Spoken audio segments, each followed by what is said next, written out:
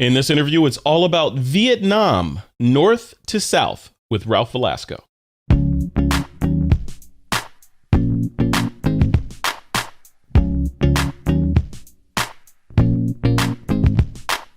Hey, I'm sitting here with my good friend, Mr. Ralph Velasco. Ralph is a world traveler extraordinaire. Ralph has been to more than 60 countries multiple times around the globe. I don't think he's been to the moon yet, but he's been to quite a few places, probably more places than I'll ever get to in what's left of my time on the planet. But I wanted to do this interview for a couple of reasons. You may have heard on This Week in Photo that I'm leading an adventure to Vietnam in a couple of months in November here. And I wanted to talk about that trip as well as the trip that I initially went to Vietnam with Ralph last year in November. And now I'm leading the trip this year. So I wanted to just talk about that whole flow. I want to talk about some of the things that travelers to the Southeast Asian region can, what you can expect, kind of things to look out for, packing, just all that kind of good stuff. And Ralph is the guy that has been through the fire a couple times and can speak to it with a high level of authority. Ralph Velasco, welcome to the show, man. Hey, great to be back. Nice to see you, Frederick. Yeah, nice to see you as well, man. So yeah, once you travel with someone, you sort of form a bond, right? We've traveled together, we've hung out, we've had drinks in strange bars in Southeast Asia. So we've gone to battle together. I feel like it's 3 good. long weeks together. Was it only 3? It seemed like 6. I don't know. I'm kidding. No, it was great. I wish it could have gone on much longer than that. Yeah. But let's talk about that. So last year, you and I we went on an excursion to Vietnam, and you were leading this group. I was one of the group. I was kind of your assistant auditor of the adventure. Tell us about that trip and why you decided to build a trip like that in Vietnam. Yeah, I've done several trips to Cambodia over this past 4 or 5 years. And so I decided that I was looking to increase the breadth of our portfolio of locations. And so after a trip to to Cambodia in 2014, I scouted Vietnam for last year's 2015 trip that you came on. Yeah. And so it just made sense logistically, geographically to expand there. And it's a country I've always wanted to go to. And I had a really great tour operator there. And so that's really one of the most important things, is to have a really good partner on the ground there who can help us put together these trips. And that's the scary thing for I think for a lot of travelers is, you want to go to these exotic places but you want to be safe. You want to make sure you don't go down the wrong alley. You want to make sure that you're eating in the right places, and that's where the tour guides come in, right? They kind of smooth the way and make sure everything is good for you to come in and have a good time, right? Oh, for sure. If you've got a good local tour operator, especially tour guides, if people are traveling on their own, I highly recommend hiring a local guide to take you around.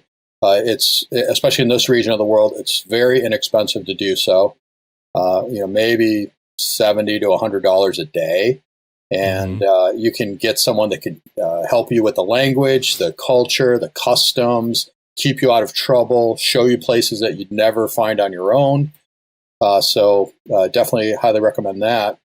But, we've had a really good partner over there in our tour operator. And so developed this trip, Vietnam north to south, where we start in the north, capital of Hanoi, and kind of work our way down the coast to Saigon and the Mekong Delta.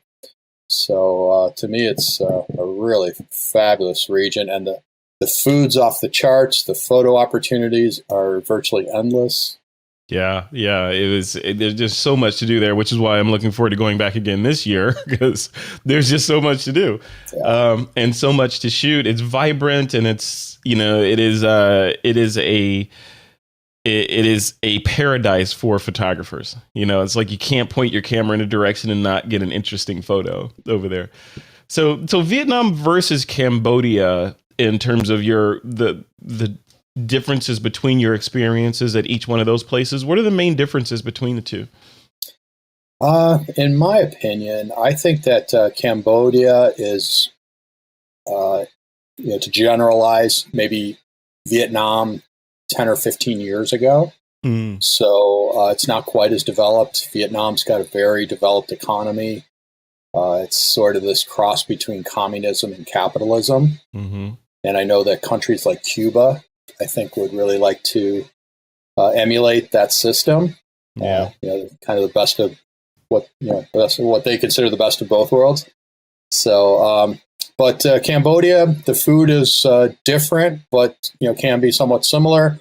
I just love the people there. I love the people in both countries.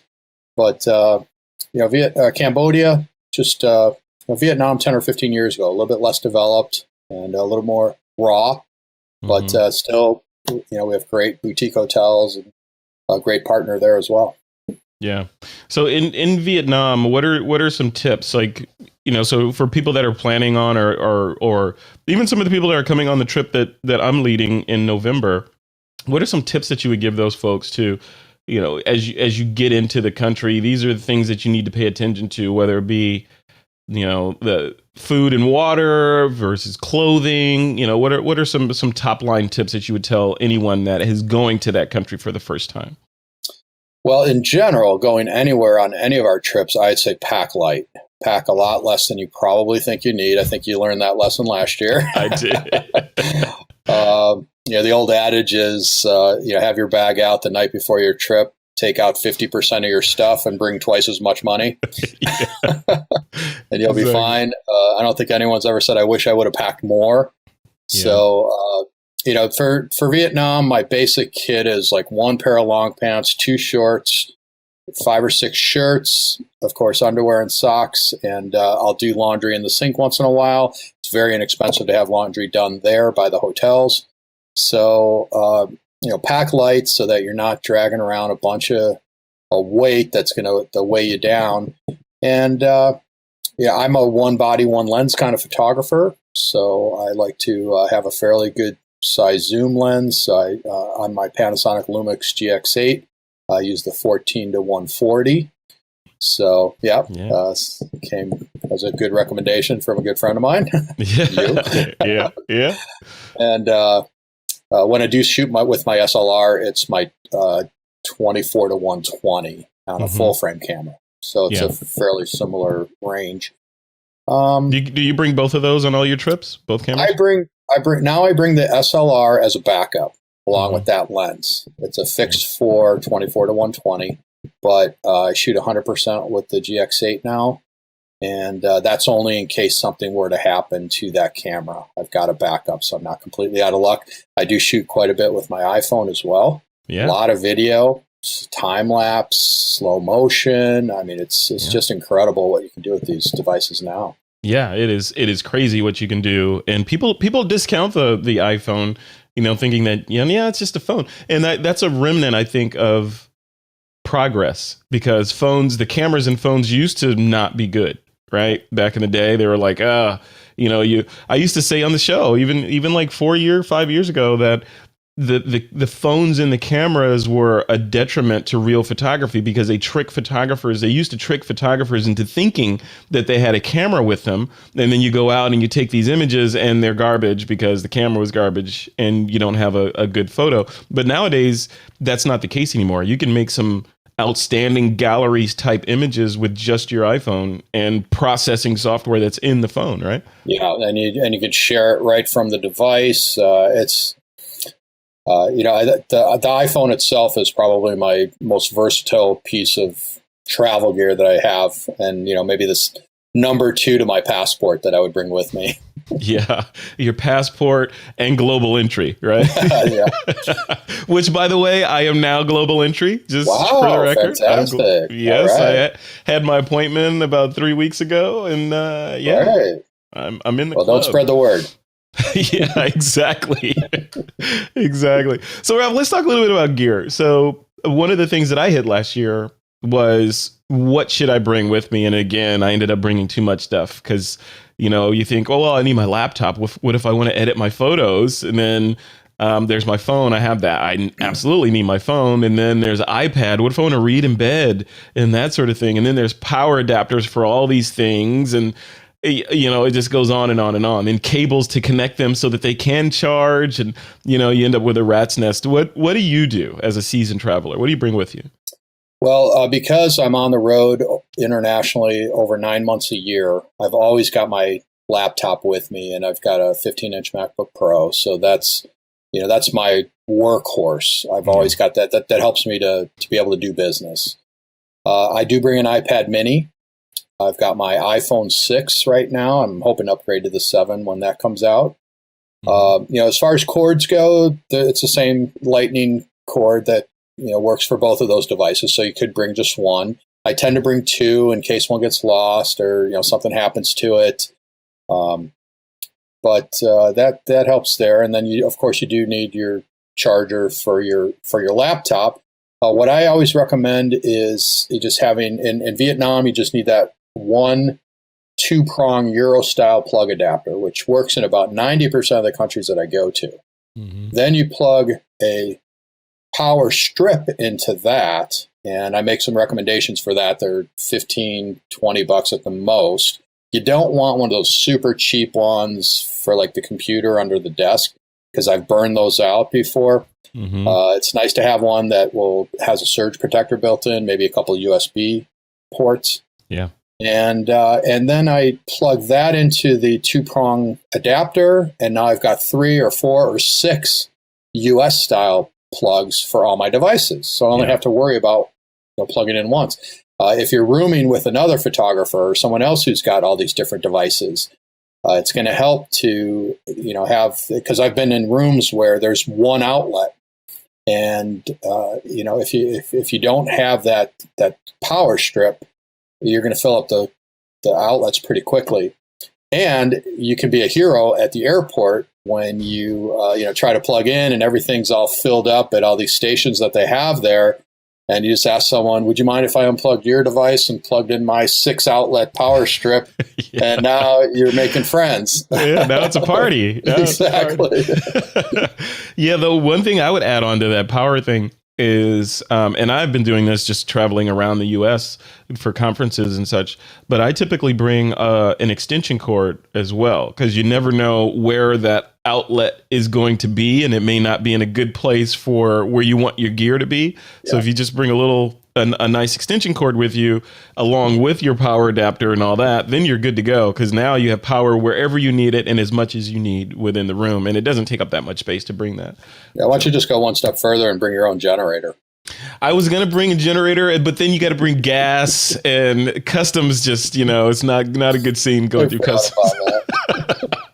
They frown upon bringing flammables through customs. But it's only 3 ounces or less. Yeah. It's like Mr. Global Entry revoked for life. So lots of stuff, man. So one camera, you say, one camera and one lens, the GX8, and that the zoom that you bring with you, and then the backup. Why not bring a backup Micro Four Thirds camera? Why the larger DSLR? Well, yeah, I mean it's really just a financial thing. I've got the DSLR. I know how to use it. I've always worked with Nikon products. I know that you have too. Yeah. I just haven't bucked up and got the backup of Micro Four Thirds, but you certainly could do that, and it would be even less space for sure. Yeah, absolutely. Yeah. So what I bring, I'm bringing the GX8. I think I brought the GX8 last year. Yeah. So bringing the GX8, and then for a backup, I'll probably either bring a G7, or I'm hoping to get my hands on a GX85 before the trip, and that I'll have both of those cameras. So if one fails, I'll have the other camera. The other trick for me, one of the main reasons why I shoot with Lumix, because one of the main reasons I like the operating system. So the operating system kind of clicks with the way my brain works, and it's so customizable. So I can, because I'll have multiple cameras with me or 2 cameras with me, I can configure both identically. They're both will be identical. So I won't have to be like, oh well this one, where's the button for that and all that. Everything is exactly the same on both, so I can just hit the ground running. And I believe both cameras use the same battery as well. Don't hold me to it, but I think they That's use the nice. same battery, so I don't have to worry about multiple sizes of batteries and different chargers and all that. Yeah, it's just, it keeps it really clean and simple, which is important, especially on trips like this, as I'm learning. One of the main things, like I said earlier on a different call we were on, that I took away from last year was pack light. Pack light. And it's going to be tough this time, Ralph, because I want to bring my drone with me. I've been doing a lot of research on drone flight in Vietnam, and it's perfectly legal. In fact, tons of people are flying drones around Vietnam. But the transit situation is, I think, my main concern. So packing light, the drone has its own bag. That's one bag. Then I'll have a carry-on. Right. So I'll have my stuff. So how do I get small enough so I can not check a bag, or do I just bite the bullet and check a bag? So that's where my brain is right now. Yeah, because some of the airlines are pretty stiff on one carry-on with a personal item. Yeah. So sometimes, you can have that carry-on bag and then, a laptop bag, or for a woman, a purse or something.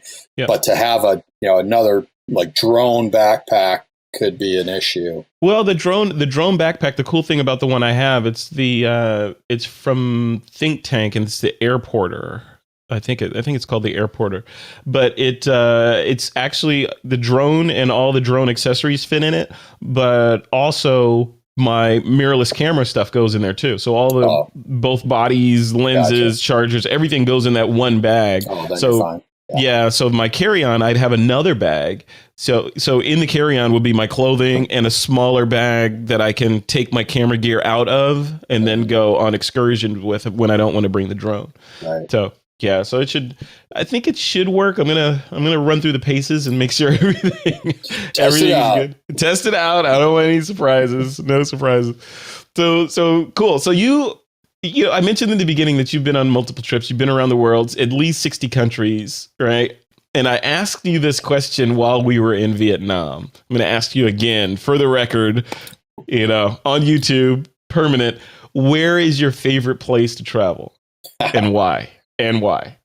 Well, my stock answer is the next place. All right. Yeah. You should run for office. Yeah, right. Exactly.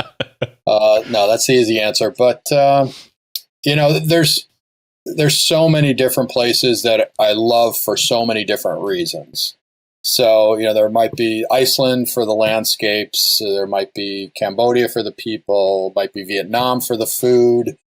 Overall destinations, Cambodia, Vietnam. I really enjoy Cuba. Mm-hmm. Spain is one of my favorites. I speak the language. I love the food and culture there. Nice. I call Spain the other Italy because it's sort of the unsung Italy, because Tuscany and parts of Italy have a lot of the name cachet, where Spain doesn't get a whole lot of press, but it's a fantastic country. So a lot of I'm seeing you as like a Barcelona or Ibiza type person. Is that right? I've never been to Ibiza, and I'm more of a Madrid than Barcelona, but I do love the northern part of Spain as well. Very cool. Okay, so the flip side of that is, where would you probably not like to go back to immediately? There's been a few places that I've gone to that I thought, well, I don't know that I need to come back here. And I would still go back and give them another try. But I've been to Belgrade, Serbia, and I enjoyed it. But it wasn't a place that just completely knocked my socks off. And I was just in the capital. So I had not been anywhere else in Serbia. But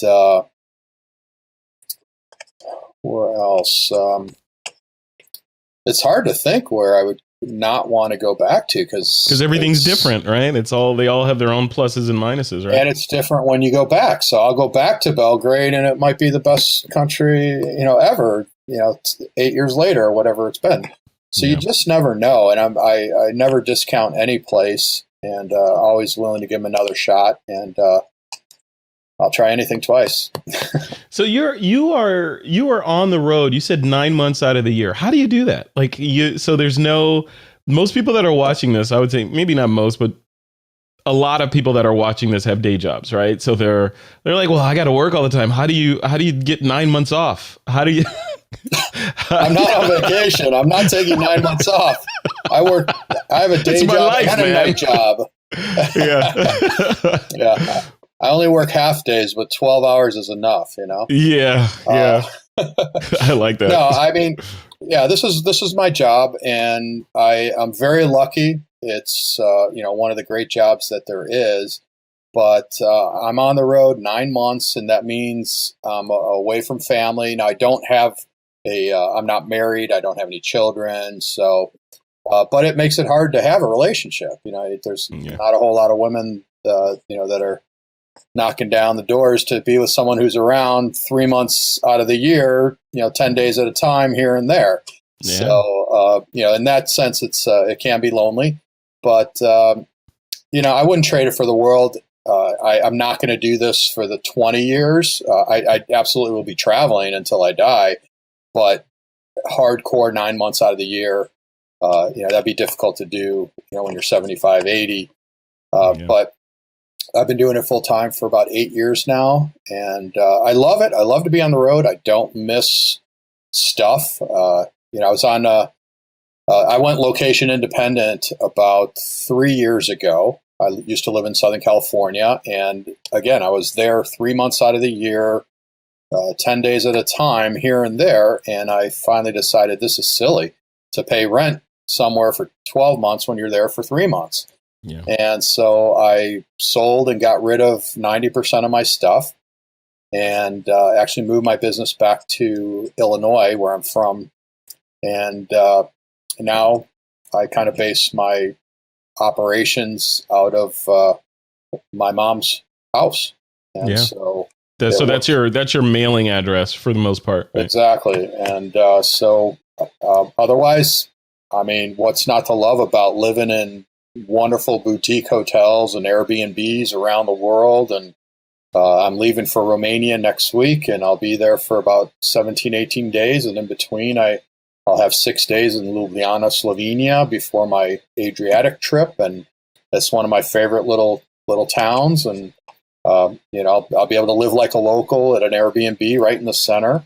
So, it obviously doesn't make sense to fly back for 6 days. Yeah. And so I'll just stay over there and enjoy it and get some work done. And so I'll be gone for about 6 weeks. I'm back for, I think, 3 days, and I'll see you out in New York for the Out of New York conference. Yeah. I think I'm back for 10 days, and then I go to India for 3 weeks to scout there. Right from there, I go to Prague, Bratislava, and Budapest to scout for a Central European Christmas markets trip that I'll do next year. Yeah. And so it's pretty great stuff. So it can be tiring, but I was going to say, it sounds exhausting. Does it ever get, do you ever get to a point where you're like, you know what, I just want to hang out for a couple months and not go anywhere? Oh, for sure. I would love to do that. But I'd love to just hang out, in Europe or in Cambodia somewhere. But it does get tiring. And the worst part of the travel is the travel. It's the getting there and back. Right. Yeah. It's those 14-hour flights. But once you're there and you get over the jet lag and now you're on that time zone, I could just travel forever. Yeah. But it's the airplane lines and TSA and all that stuff that really, really gets to you and really gets old. Yeah. Yeah. Well, I want to end on that. So just the transit piece of it and going through customs almost constantly. Are you flagged? Because I remember I did a bunch of travel. I think I'd gone I was flying back from Mexico, and then I had another trip to Canada, and I came back. So I was all over North America. And on one of those trips, you go through the automated passport thing. It flagged me and said, "Oh, I got to go see a customs agent." I'm like, oh, what did I do? Yeah. So I go to the customs agent. He just looked at my passport, asked me a couple questions, and then let me go through. But that was it. They gave me no explanation of why I couldn't go through the normal way. I'm wondering, do you ever get hit with things like that? And, or any kind of weird customs stories? No, not really. I'm pretty lucky. I've got a very clean record, and so I've never been flagged or put on any lists that I know of, not been stopped.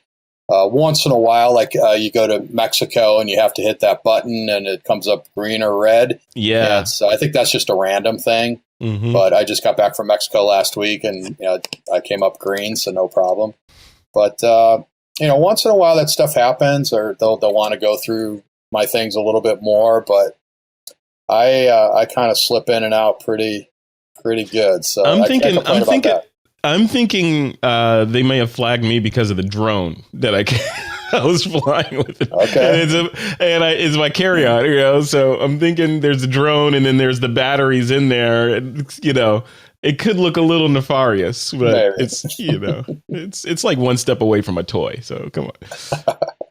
But I am bringing that drone to Vietnam. I'm telling you. I want to see the footage. I can't wait. My goal is to fly it over Ha Long Bay in Vietnam and get aerials of Ha Long Bay.